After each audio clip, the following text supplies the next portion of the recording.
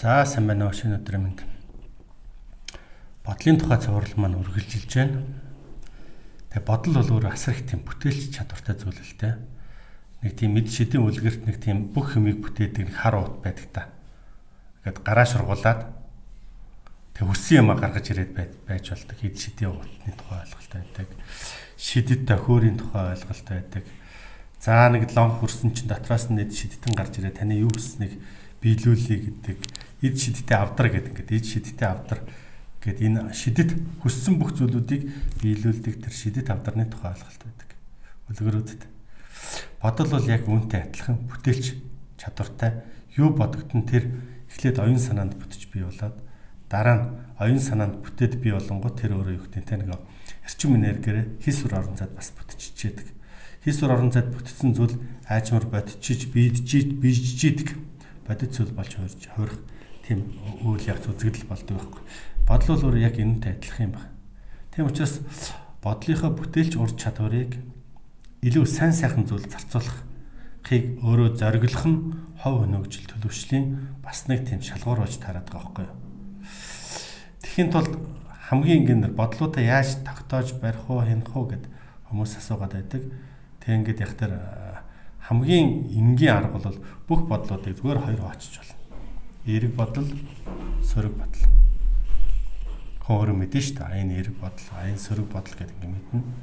Тэгээ сөрөг бодлуудыг цааш нь буцаагаад тавьдаг те. Нэг тийм цааш нь үзүүр мухрын хөөгөөд ингээд хөөгөөд эсвэл хин нэгэнд гомдсон, ууралсан, бохимдсан, хэрэлдмээр, зодтолтмаар өшөө юу гэдгийг те тэр бүх зүйлүүдийг ингээд цааш нь хөвлгүү орхиж сурах явдлаар хамгийн чухал зүйл байна. Орхичих хэрэгтэй болчиход байгаа. Тэгэх юм бол аажмаар тэр нэг тийм сөрөг бодлоо цаашаа хөврөхөө болоод эхэлдэг. Аажмаар. Энэ нөгөө ер нь бодол хөврөхтөр бол эерэг бодол илүү сөрөг бодол илүү урт хөврөх тийм нөлөөтэй байдаг л та. Эерэг бодол бол яг хаа тэгээд боллоо, сэтгэл ханамж авлаа, эсвэл төлөвлөлөө, шийдлээ тэгээ болчдөг. Тэгээ сөрөг бодлоо хүн ингээ хөврдөөл улам уртсгаал, удам удаа ашруулаад улам одоо юу гэдэг те нэг шашны номд нэг бүтээл үйлдэнд буян хийнэгдэх шиг тийм зүйл ингээд бодоод хийгдээд байдаг тийм зүйл л те. Тэгэхээр энэ нэг ойлгочих юм бол тэр сөрөг бодлуудтай харилцаж сурах хэрэгтэй байхгүй. За ойлголоо. За одоо цааш нь бодоод явах. Одоо тэгвэл энэ үний эерэг тал нь юу байна гэдэг ингээд. Бодоод сурчвал их хүний оюун санаа их тийм амардаг, их хөнгөн болдог. Тэгээд юу гэдгийг нэг тийм хэрэгтэй хэрэггүй жижиг сажиг юмнуудын төлөө араас нь хөөцөлдөж цаг хугацаа, цаг зав. За тэгээд мөнгө төгрөг, нэр төр гэдэг ингээд юмнуудаа өрн таран ихээс их тийм болгоомжлж өрдөлсөн сэргийлдэг зүйл л дээ. Тэр нэг жижиг бодлуудтай, сөрөг бодлуудтай хитэх зууралдаад эхлэх юм бол зууралдаад эхлэнгүүт тэд ингээд аажмаар томордог. Аажмаар томроод бүр ингээд хүнээс том болоод, өөрөөс чинь том болоод, өөр дөр чинь дараад, өөр чинь баглаад, хөлээд тэгээд тодорхой зүйл рүү залуурдаад, хөтлөөд ямар ч хамаагүй үйлдэл хийлгэж гадаг байдаг.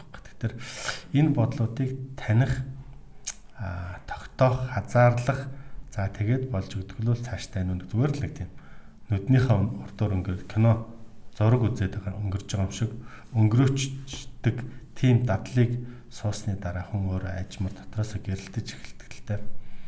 Тэгээд нэг тийм эрчтэй, энергитэй, зарим хүнтэй яар суух сайхан байдаг гэдэг чинь тэр өөрөө эерэг эрчмүүдээр өөрийгөө цэнгэлээд хүрээлүүлээд эхлэхдээ аажмдаа сөрөг зүйл нэвтрэхээ болчдөг.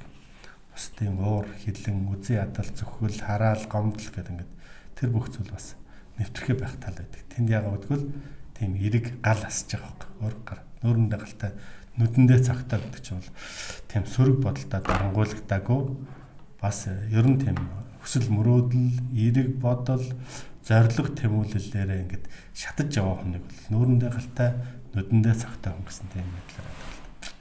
Яг хөө мэдээж амьдрал олон асуудлууд байна.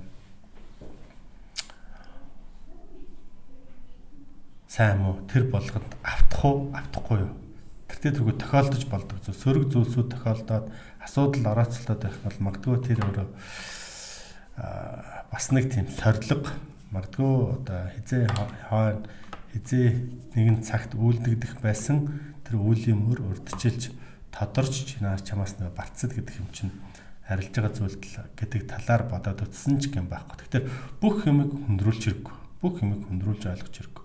Хүндрүүлж ойлгосон тэр зүйл баяр хөөрч гэсэн ялгаахгүй. Хүндрүүлж ойлгох тусам буцаагаад гомдох нь, буцаад уналтанд хүрэх нь нөлөөх хэлбэр байдаг учраас бүх зүйлийг хүндрүүлгүй оролцогч байж тэгээд өөрийгөө байнга эрчимжүүлж, цэнэглэж, шин санаа, шин бүтээл, шин одоо юу гэдэг нь те мэдлэг боловсрлоор өөрийнхөө оюун санааг цэнэглээд ингээд явж ижил бүтээлч тийм ур чадвар нөгөө хөх Монгол эргүүн гэдэг чинь бүрдэн л те.